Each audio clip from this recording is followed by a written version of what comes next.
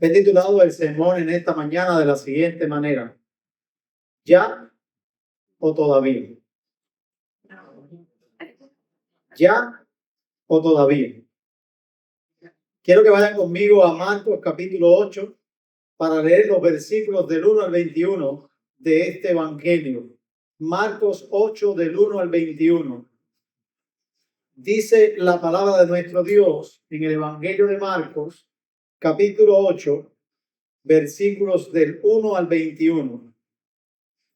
En aquellos días, cuando había de nuevo una gran multitud que no tenía qué comer, Jesús llamó a sus discípulos y les dijo: tengo compasión de la multitud, porque ya hace 3 días que están junto a mí y no tienen qué comer. Y si los despido sin comer a sus casas, desfallecerán en el camino, pues algunos de ellos han venido de lejos. Sus discípulos le respondieron: ¿dónde podrá alguien encontrar lo suficiente para saciar de pan a estos aquí en el desierto? ¿Cuántos panes tienen?, les preguntó Jesús. Ellos respondieron: 7. Entonces mandó a la multitud que se recostara en el suelo, y tomando los 7 panes, después de dar gracia, los partió y los iba dando a sus discípulos para que los pusieran delante de la gente. Y ellos los sirvieron a la multitud. También tenían unos pocos pececillos, y después de bendecirlos, mandó que estos también los sirvieran. Todos comieron y se saciaron, y recogieron de lo que sobró de los pedazos 7 canastas. Los que comieron eran 4,000. Jesús los despidió y, subiendo enseguida a la barca con sus discípulos, se fueron a la región de Dalmanuta. Entonces salieron los fariseos, comenzaron a discutir con él, buscando de él una señal del cielo para poner a prueba a Jesús. Suspirando profundamente en su espíritu, dijo: ¿por qué pide señal esta generación?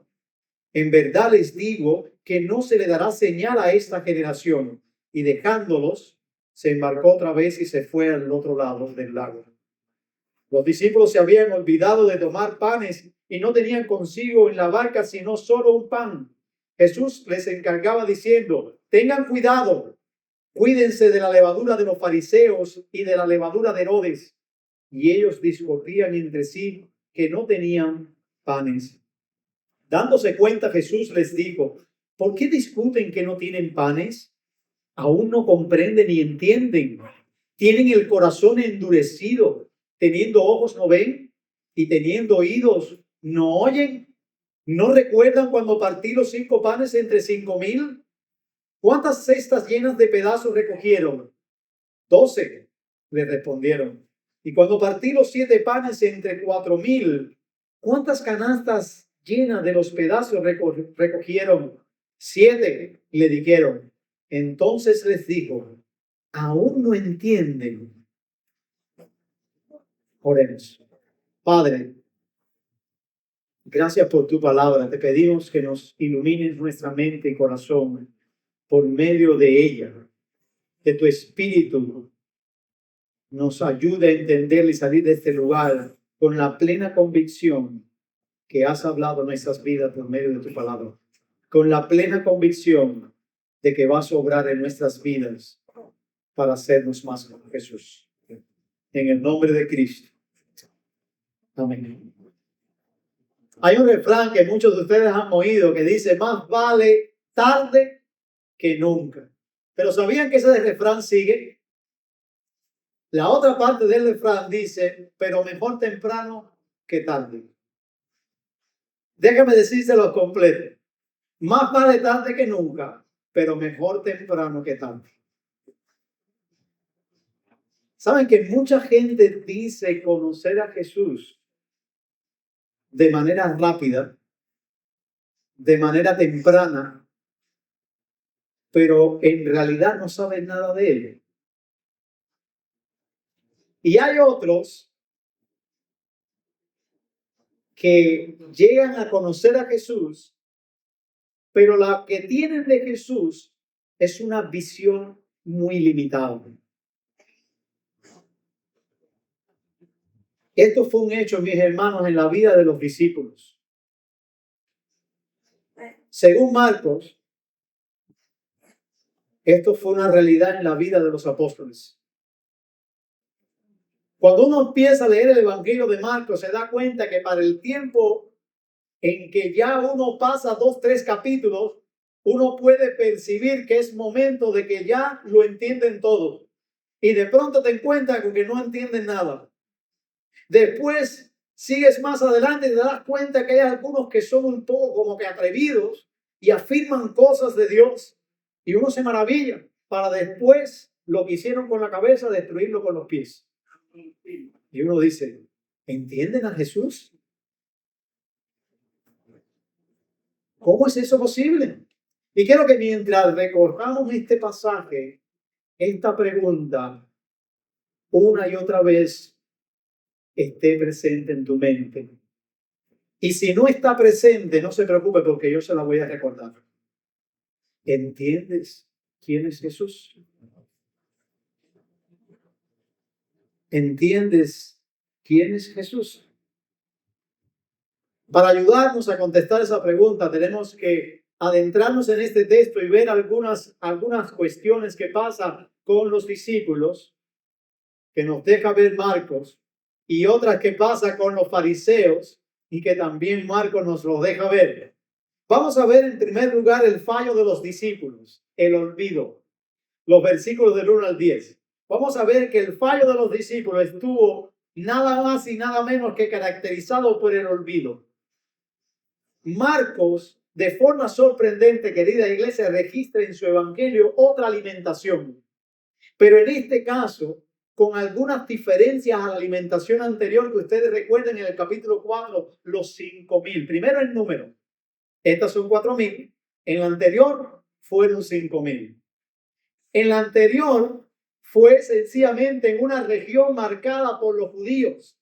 En esta es en una región que está poblada de personas que no son judíos, conocidos técnicamente como gentiles o personas que no pertenecen a la raza judía.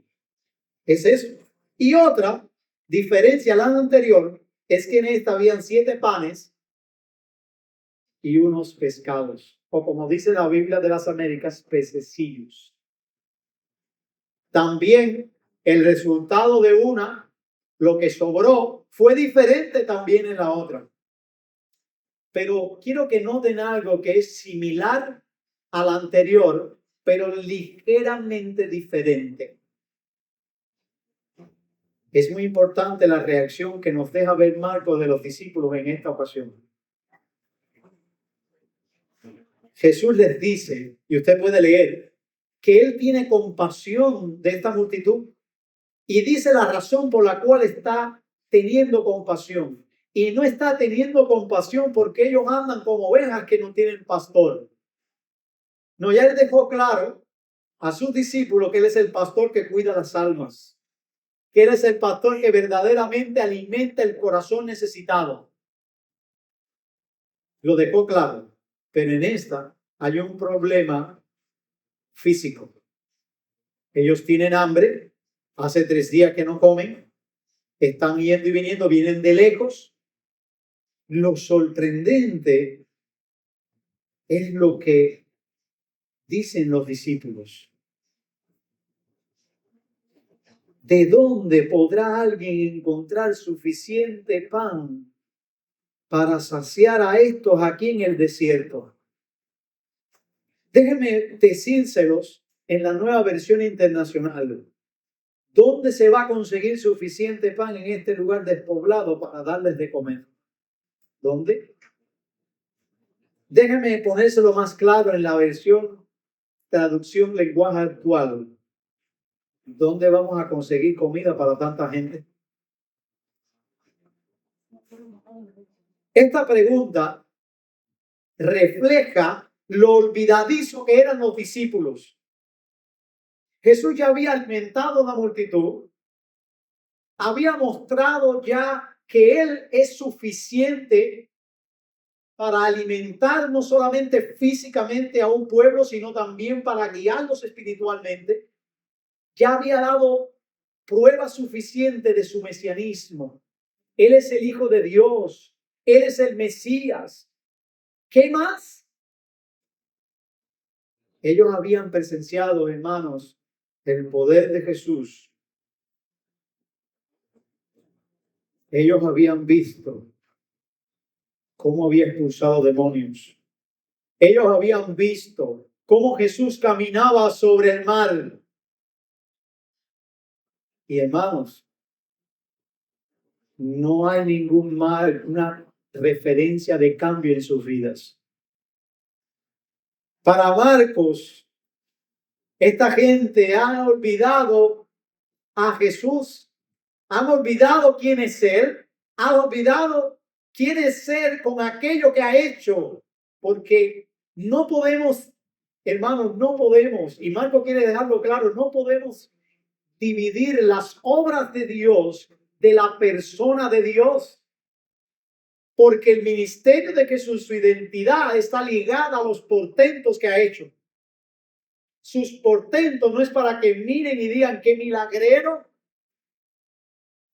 qué gran hombre, sino para que vean quién es Él. Y esta gente parece que se lo ha olvidado. Ahora, Marco quiere que no nos confundamos. El olvido de los discípulos parece ser una expresión de incredulidad más que cualquier otra cosa. Pastor, pero ¿cómo tú sabes eso? ¿De dónde tú sacas eso? ¿Sabe que mientras leía Marcos, esa pregunta de ellos retumbaba en mi cabeza? Retumbaba en mi cabeza en forma de un pensamiento del Antiguo Testamento. Yo decía, ¿de dónde me viene eso? ¿A qué lugar está haciendo referencia de manera clara Marcos? ¿Sabes dónde está? Quiero que vaya conmigo a Números capítulo 11, versículo 13. Escuche lo que dice este versículo.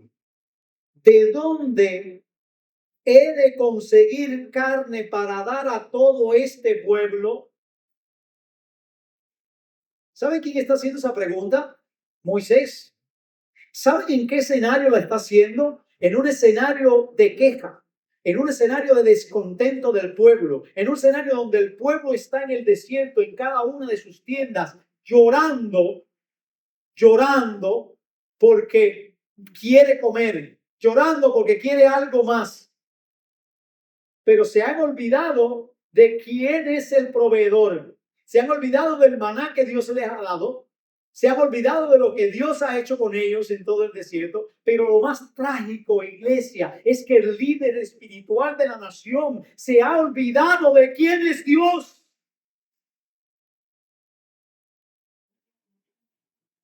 Moisés, aquel quien tú quieres ser, aquel a quien tú añoras y dice, ¿quién fuera como Moisés? Se ha olvidado y ha dudado de que Dios es el único que puede proveer y cómo ha provisto para la nación. Se le ha pasado. Y cuando Marcos hace esto y trae esta pregunta de manera intencional de entre los discípulos, yo creo que está haciendo una conexión con la audiencia original para que hilvane las historias y entienda de qué va esta parte de la alimentación. Entiendan lo peligroso que es olvidarse del Dios que les ha cuidado. Que entiendan olvidarse de aquel quien ha estado con ellos. Olvidarse de quién es aquel que ha resucitado. Olvidarse de aquel que ha provisto para sus vidas.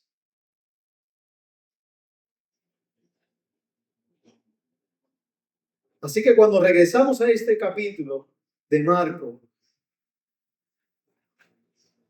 lo que significa esto es que habían tenido problemas para recordar cosas como no se acordaron de Jesús al alimentar los 5,000, no se acordaron de Jesús que caminó sobre el mar, no se acordaron de la expulsión de los demonios y de la sanidad de un sordomudo que hizo, no se acordaron de que él era el Mesías. Qué trágico es tener una memoria tan corta.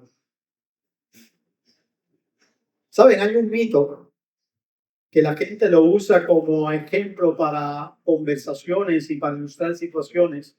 Se dice que existe el pez dorado que es una de las pocas especies cuya memoria es muy mala. Es tan mala que estos peces pueden olvidar todo en cuestiones de segundos. Vienen nadando en una dirección y en cuestiones de segundos no saben hacia qué dirección estaban nadando. Pueden hacer determinadas cosas y en cuestiones de segundos olvidarlas. Los discípulos de Jesús, a mí me parece que eran como el pez dorado. No había terminado Jesús de sanar. No había Jesús terminado de hacer un milagro. Y ya se lo había olvidado. Pero saben, nosotros nos parecemos mucho al pez dorado también. ¿Saben por qué? Porque muchas veces hemos experimentado la gracia de Dios sobre nuestra vida de múltiples formas. Y no las voy a enumerar para que 2 minutos después estemos completamente olvidándonos quién es Dios. Estemos completamente preguntándonos, ¿quién nos podrá sacar de esta situación? ¿Quién podrá ayudarme en esta necesidad? ¿Quién podrá lidiar con este problema mío? Y usted ponga la pregunta que los discípulos hacen en medio de su expresión de incredulidad, ponga la que usted quiera. Pero eso es un reflejo de un corazón o de una mente que se ha olvidado de Dios. Déjame hacerte la pregunta otra vez, porque si no te acuerdas de ella, yo te la voy a recordar durante el sermón. ¿Entiendes quién es Jesús? ¿O se te ha olvidado? Él es el Dios que alimenta a su pueblo. Él es el Dios que guía a su pueblo. Él es el Dios que provee para su pueblo. Iglesia, vive confiando en Cristo. Vive teniendo la certeza de que Él tiene el poder para lidiar con cualquier necesidad de tu vida, de mi vida. No te preocupes quién puede suplir tu verdadera necesidad, porque Jesús puede. No te preguntes eso. No busquen en otros lugares o en otras personas que no pueden saciar tu alma sedienta de Dios. No pueden. Nadie puede dar lo que no tiene. Y ten cuidado, mis hermanos. Ten cuidado con el Alzheimer espiritual. Olvidar hoy lo que Dios hizo por ti ayer. Pasar por alto lo que pasó en la cruz y por lo cual estás aquí. Si eso ocurre, mis hermanos, yo quiero exhortarte a que puedas confiar en Jesús y Dios te dé el privilegio de nacer de nuevo si no lo has hecho. Porque olvidarse de la cruz de manera reiterada, constante, es sinónimo de no haber nacido de arriba. Es sinónimo de no haber nacido de Dios. Es sinónimo de ser un incrédulo. Cuidado con el Alzheimer espiritual. Vivir como si Dios nunca ha estado presente, como si nunca ha sido real en tu vida. ¿Entiendes quién es Jesús?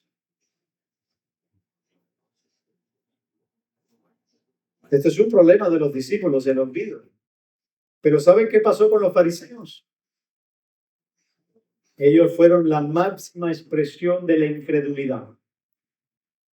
Así que vamos a ver la incredulidad de los fariseos en los versos del 11 al 13, porque la incredulidad de los fariseos, ¿sabes cómo se manifestó?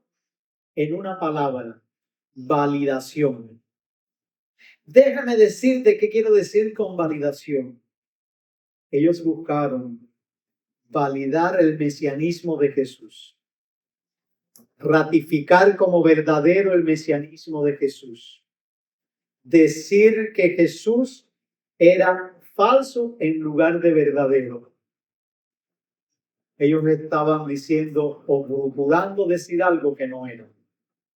Y por eso lo que estaban viniendo a Jesús era para presentar eso, para ridiculizar su ministerio. Vamos a ver, Marcos interrumpe de alguna manera esta interacción de Jesús con los discípulos para enfocarse en los fariseos. Estos hombres, como usted puede leer, buscaron o demandaron una señal de Jesús. Y puede que alguien piense en esta mañana, ¿y qué hay de malo en pedirle una señal a Jesús? ¿Qué hay de malo en pedirle una señal a Dios? Bueno, Marcos claramente nos deja claro que las intenciones de los fariseos era probar a Jesús, o dicho en la Reina Valera, tentarlo. La tentación contra Jesús consistía en la validación de su identidad. Estos hombres, hermanos, para nada creían en Jesús. Ya Jesús les había demostrado muchas veces y dado señales tangibles de que él era el Mesías, pero estos hombres no creyeron. Al contrario, lo que hicieron fue aplicar las obras de Jesús, interpretarlas como si fueran las obras del diablo. ¿Recuerdan cuando Eliezer predicó acerca de este texto en Marcos y nos dejó claramente ver que es un pecado muy peligroso, la blasfemia contra el Espíritu? Porque esta gente eran extremadamente incrédulos.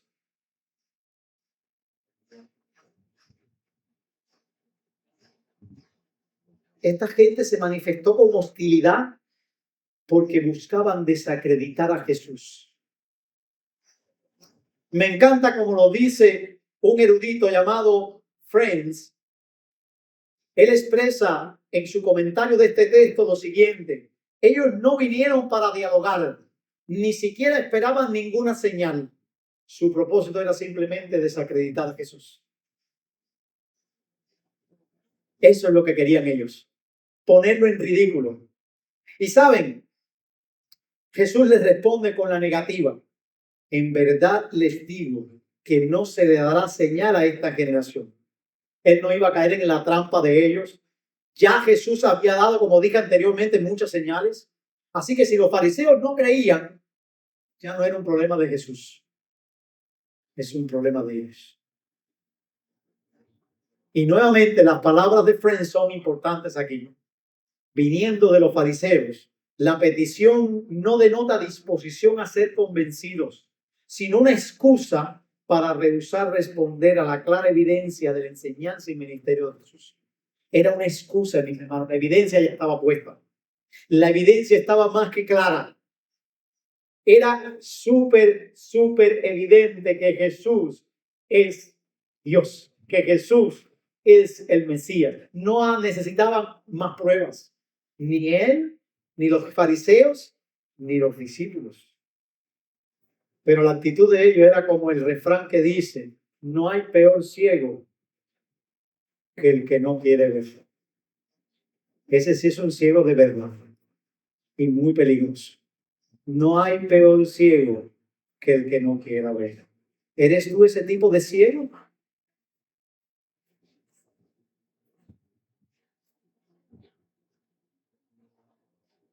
Oro por ti para que Dios te dé la vista y puedas verle a él cuál es. Ahora, ¿por qué Marcos pone esta historia aquí? Bueno, tengo algunas propuestas. Creo que Marcos tiene varias en mente quizás, pero con una me voy a quedar, con la última que les voy a decir. Yo creo que Marcos puede que quiera que su audiencia examine sus actitudes ante la realidad de Jesús, que ya murió y ya resucitó. ¿Qué actitud estoy asumiendo ante él? ¿Hostil? ¿De descrédito? Otra puede ser que se cuiden de seguir buscando más señales para creer en Jesús como Mesías. Quizás Marcos le está diciendo: no necesitan buscar más señales, no necesitan más pruebas de su resurrección, no necesitan verlo resucitado. De hecho, así como termina el Evangelio de Marcos, las mujeres corriendo de aquí para allá como locas, no dice locas, pero no le cuentan a nadie nada de Jesús. Y así termina el Evangelio de Marcos, porque no necesitas ver para creer, solo confiar en Jesús. Y quizás le está diciendo a la primera audiencia como: no necesitas más señales. ¿Qué más señales tú necesitas? Y cuidado con los gedeones que hay por aquí que le ponen vellones a Dios. Ustedes no necesitan ponerle vellones a Dios, señales a Dios, ni cosas, hacer un trueque con Dios para creer más en Él. No lo necesitan, mis hermanos. No lo necesitan. Puede que también que estén completamente satisfechos con lo que Jesús manifestó en su persona para darse a conocer como el Mesías, que le esté diciendo eso, estén satisfechos con eso. O, y esta es mi favorita, que se cuiden de la incredulidad.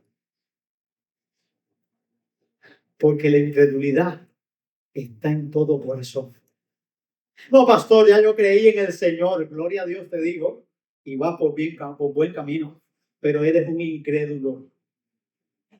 Porque desde el mismo momento en que empiezas a confiar en tu vida, en cosas aledañas al Evangelio y no en el Evangelio como suficiente, ya has sido un incrédulo. Por lo cual necesitas arrepentirte y volverte a Dios. Cuando empiezas a desesperarte en tu vida para confiar en otras cosas más que en Dios, ya has caído en la categoría de un incrédulo que necesita arrepentirse y volverse a Dios. Como dicen por ahí los grandes teólogos, que el corazón es una fábrica de ídolos. Yo adaptaría la frase para decir que el corazón es una fábrica de incredulidad. Todos los días la estamos manifestando. Lo importante es preguntarnos dónde y cómo. Así que cuídate de la incredulidad. Cree en Jesús y no sigas buscando evidencia para confiar en Él. Si estás en esta mañana aquí, en este lugar, en Nueva Vida, y viniste para buscar señales, para confiar en Dios, no las necesitas. Solo necesitas poner tu fe en el Señor. Creer que Él murió en la cruz para perdonar los pecados. Arrepentirte de estos y seguirle. Lo que la Escritura dice de Él, hermanos, es suficiente para descansar en su persona. No es tu intelecto, no es tu forma de pensar, no son tus emociones, es la palabra de Dios. Cree lo que dice la palabra y punto. Ahora, también te diría, examina tu corazón, querida iglesia. Pregúntate, ¿estoy aceptando a Jesús tal como lo dice la Biblia o me estoy fabricando un Jesús a mi forma? Otra pregunta. ¿Estoy demandando a Jesús para confiar en Él como si me das esto, entonces yo confío en ti? Si haces esto por mí, entonces yo sí voy a creer en ti. Ten cuidado con jugar con Dios. Con Dios no se juega. Y no es para meterte miedo, sino para llevarte a confiar en lo que la palabra de Dios dice. Entiende que no necesitas más señales para creer en Jesús como el Mesías, como el Salvador, como el Señor, como el Redentor de tu vida. Detente de buscar por todas las etapas de tu vida y todas las situaciones evidencias para confiar más en Jesús. Deja de hacer un rastreo en tu vida para entonces buscar a ver cómo puedes confiar en Dios más o no. Miren, en el dolor no pidas que te sane para creer.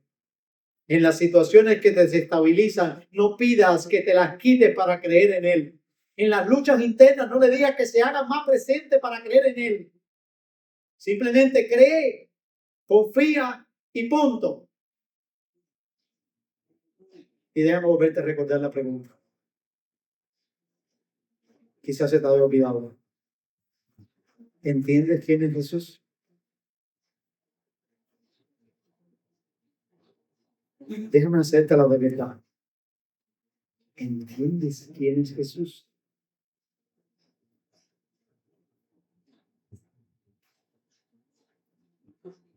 Esta es una pregunta crucial, hermano. La vida y la muerte están en ella. Los discípulos en este episodio que Marcos nos relata llegan a su clímax, mostrando la ceguera más profusa, más peligrosa, más desastrosa que cualquier ser humano puede ser víctima. La ceguera de los discípulos, la incomprensión. Versículos del 14 al 21. Cuando llegamos ahí, al parecer Marcos quiere seguir, como diremos hoy, poniendo el dedo en la llaga. Quiere decir, desea que su audiencia entienda lo peligroso que es un corazón que sigue endurecido a la realidad del Evangelio, a la realidad de la persona de Jesús. Los discípulos de Jesús están peor que los fariseos, mis hermanos, peor que ellos. Pastor, ¿cómo es eso? ¿Cómo peor? Sí, están peor. A diferencia de los fariseos, ellos han visto señales, como les he dicho una y otra vez. Han visto más señales que los fariseos, porque Jesús ha estado todo el tiempo con sus discípulos. Ha ido al monte con sus discípulos, ha caminado sobre el agua en pos de sus discípulos, ha alimentado a la gente delante de sus discípulos, ha echado demonios enfrente de sus discípulos, ha comisionado a sus discípulos y estos han ido y han hecho portentos también. Y ahora siguen con la incredulidad. Son peores que los fariseos. No, pero quizás tú digas, voy, aquí yo estoy mejor que los que están afuera. Gracias a Dios que vengo todos los domingos a la iglesia Nueva Vida, me siento en el mismo asiento que tengo designado, gloria a Dios, yo sí soy mejor que aquellos de allá afuera. Ten cuidado. Los discípulos de Jesús están peor que los fariseos.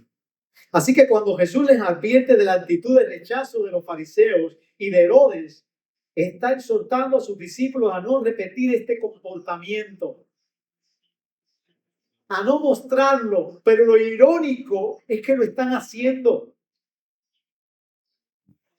¿Saben qué pasó con los fariseos? Ellos constantemente manifestaban una oposición contra Jesús como el Mesías de Dios. Anteriormente con la blasfemia, después con esta señal. Ellos abiertamente están en contra del Mesías. Esa es la levadura de los fariseos. Pero ¿qué tal la levadura de Herodes? Bueno, la levadura de Herodes tiene que ver con que él no solo estuvo confundido acerca de la persona del Mesías, como están también los discípulos, sino que se ha levantado para dar muerte a un hombre del reino de Dios.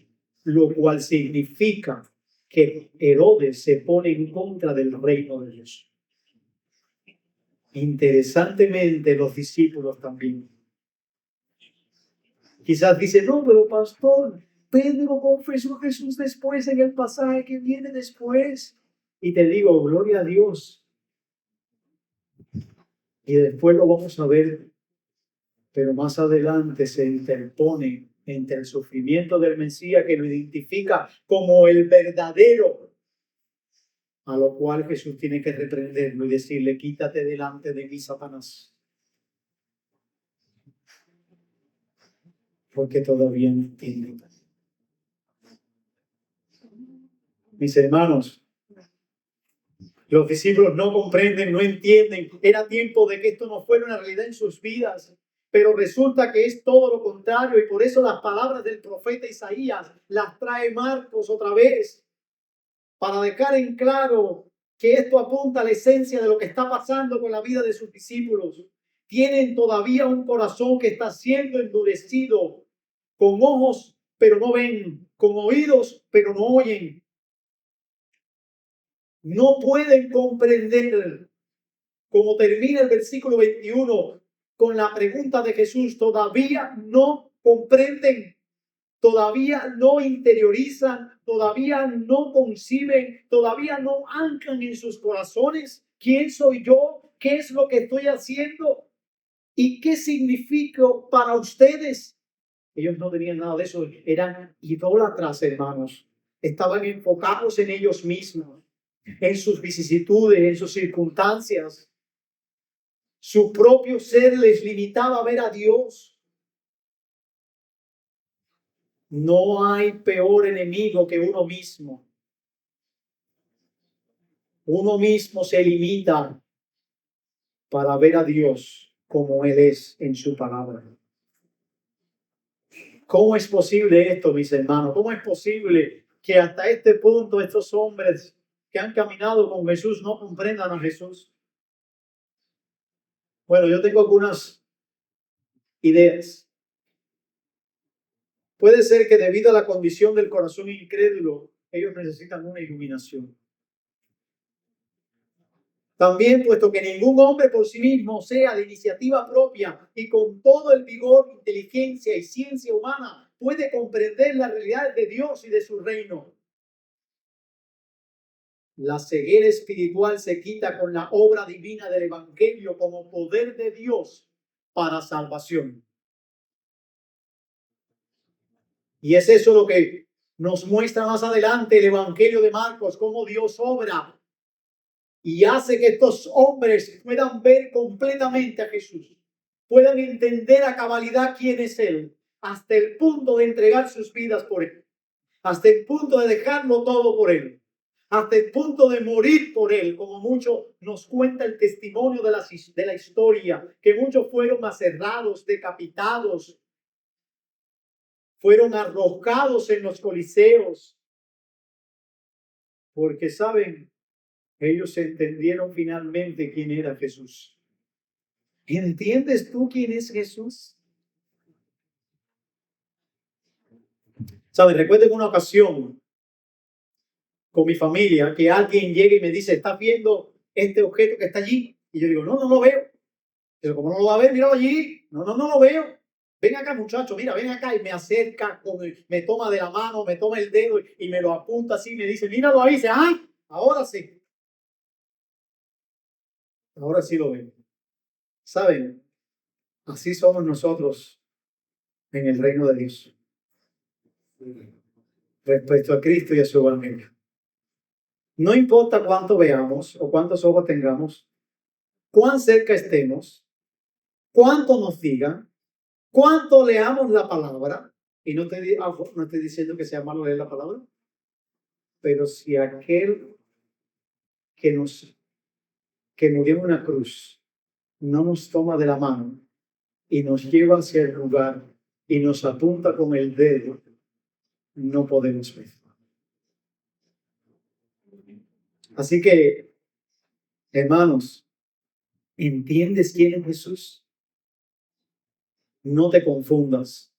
No es un simple milagrero.